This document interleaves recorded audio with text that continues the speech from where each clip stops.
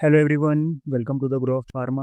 तो आज के इस वीडियो में हम लोग बात करने वाले हैं इंपॉर्टेंट इक्वेशंस इन फार्मास्यूटिक्स। इसका एक पार्ट मैं ऑलरेडी डाल चुका हूँ, इंपॉर्टेंट इंस्ट्रूमेंट्स एंड इक्वेशंस का। मैंने बोला था दो पार्ट में हम लोग चीज़ें डिस्कस करेंगे।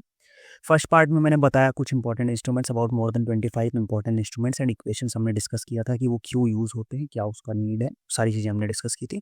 इस वीडियो में उसी के आगे हम फिर कंटिन्यू करेंगे। तो अबाउट 25 इसमें भी, इस वीडियो में भी हम लोग 25 डिस्कस करने वाले हैं। ठीक है, इंपॉर्टेंट इंस्ट्रूमेंट्स एंड उसके क्या क्या रोल है फार्मास्यूटिक्स में। ठीक है, तो 25 टोटल, अबाउट मोर देन 50 हम डिस्कस कर लेंगे, 50 इंस्ट्रूमेंट्स एंड इक्वेशन, और जिससे मोस्ट प्रोबेबली चांसेस है कि आपके 1 से 2 क्वेश्चन मिल सकते हैं जीपैट एंड नाइपर में भी। ठीक है, तो आपको ये चीज़ें ध्यान रखनी है और बहुत अच्छे से करना है।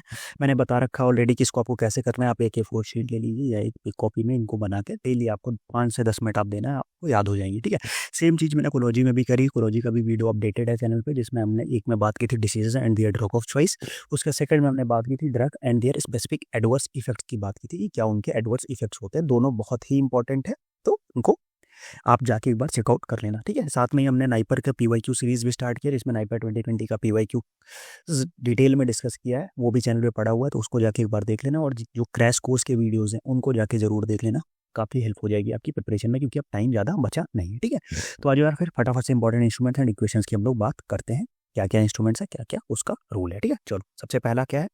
सबसे पहला है डार्सीज इक्वेशन। अभी हमने इंजीनियरिंग में जब फिल्ट्रेशन की बात की थी, तो वहाँ पे भी डार्सीज इक्वेशन आया था।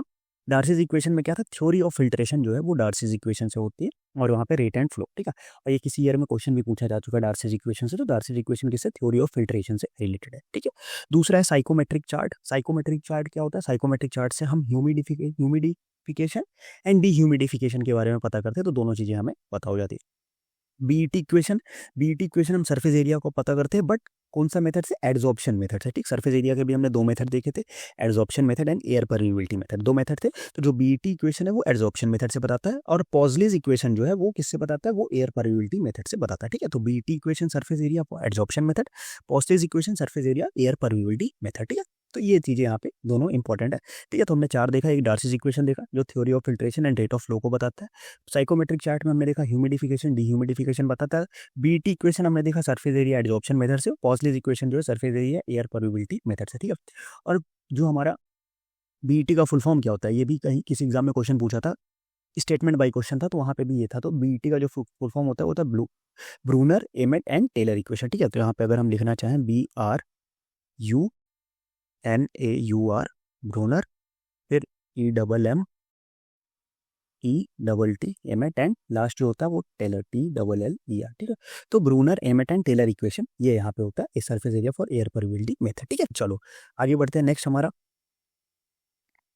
नेक्स्ट आता है Kozeny Carman equation, Kozeny Carman equation sorry. इसमें भी आता है सरफेस एरिया, और सरफेस एरिया किससे, एयर परमिएबिलिटी मेथड। ठीक है, तो दो हमने देखा, एक एड्सॉर्प्शन मेथड से देखा हमने BET equation. पॉस्टिज and कोजेनी Carman equation जो था वो हमारा किससे था, वो एयर परमिएबिलिटी मेथड से रिलेटेड था। ठीक है, चलो ब्रैक्स लॉ का जो फॉर्मूला होता है gamma is equal to 2d sin theta, यहाँ पे या लैम्डा, कहीं कहीं लैम्डा भी रहता है, तो lambda is equal to 2d sin theta, तो आप वो भी कर सकते हो। To determine if the substance is crystalline और एमॉर्फस, इससे हमें पता चलता है कि कौन सा सब्सटेंस क्रिस्टलाइन है या एमॉर्फस है।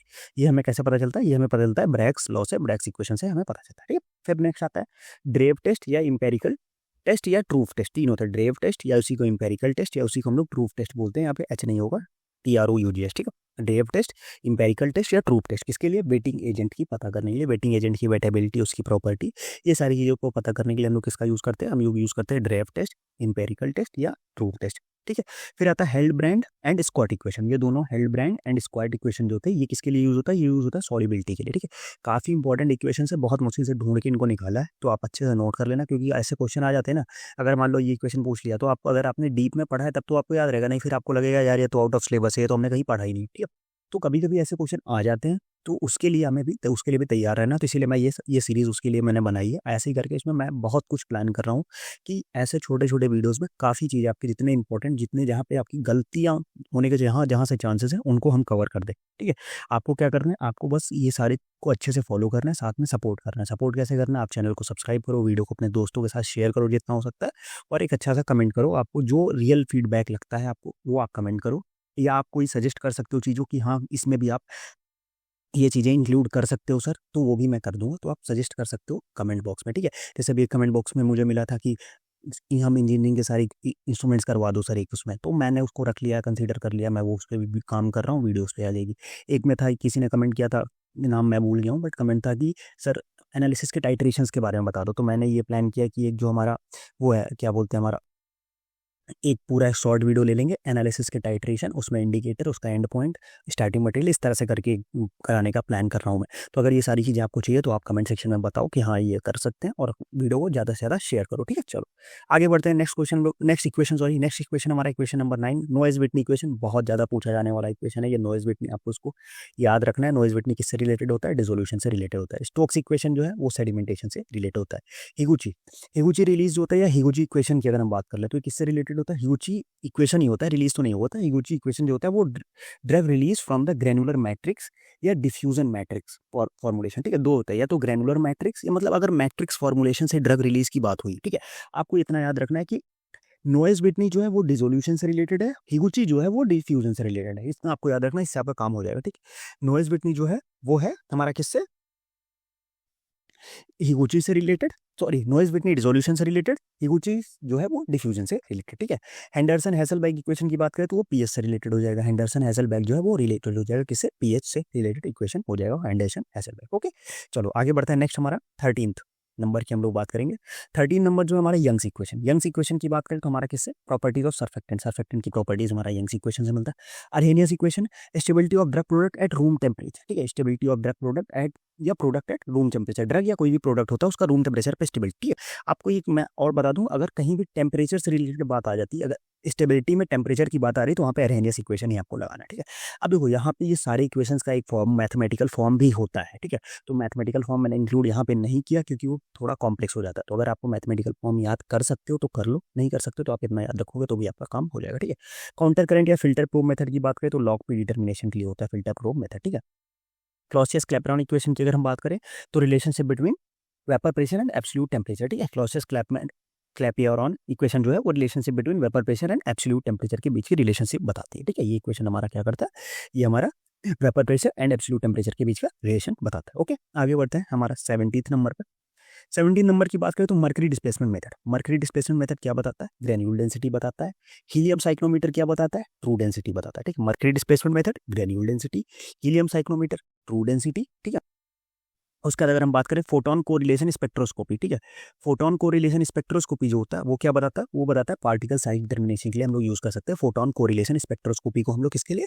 पार्टिकल साइज के लिए यूज कर सकते हैं, ठीक है। अब वी बुल मॉडल ये आपका 2018 का क्वेश्चन था, ठीक है। तो ऐसा क्वेश्चन आते हैं, ये नहीं है कि आप पीवाईक्यू सॉल्व करोगे तो आपको मिलेगा, क्वेश्चन आएंगे, आप मॉक दोगे तो आपको उसमें क्वेश्चन मिलेगा, ठीक है। ये इरोडेबल मैट्रिक्स फॉर्मुलेशन के लिए हम लोग यूज करते हैं इसका, वी बुल मॉडल का किसके लिए? इरोडेबल मैट्रिक्स फॉर्मुलेशन में हमारा कौन सा मॉडल आता है? वो वी बुल मॉडल आता है, ठीक है। चलो नेक्स्ट आगे बढ़ते हैं हम लोग 21 पे। 21 हमारा क्या बता रहा है? बेकर लॉन्सडेल मॉडल, ठीक है। बेकर लॉन्सडेल मॉडल हमारा क्या है? ये हमारा 2013 में पूछा गया था आपका, ये जो बेकर लॉन्सडेल मॉडल है ये 2013 में पूछा गया था। ये माइक्रो कैप्सूल और माइक्रोस्फीयर्स के लिए यूज किया जाता है। Zero order model osmotic system में कौन सा मॉडल होता है? जीरो ऑर्डर मॉडल होता है।